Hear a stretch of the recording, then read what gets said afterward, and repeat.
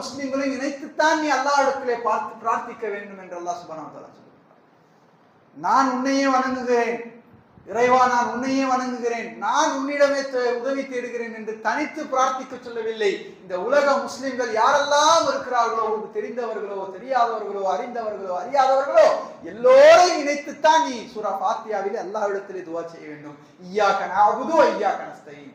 இறைவா, நாங்கள் உன்னையே வணங்குகிறோம், நாங்கள் உன்னிடமே உதவி தேடுகிறோம்.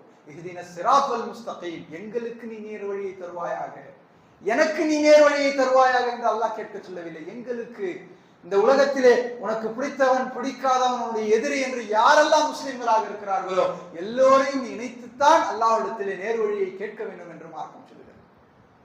பிறர் நலத்தை குறித்து இந்த அளவுக்கு நாம் இருக்க வேண்டும். எந்த அளவுக்கு என்று சொன்னால், உன்னால் எந்த நலத்தையும் பிறருக்கு நீ செய்ய முடியவில்லை என்றாலும் பரவாயில்லை,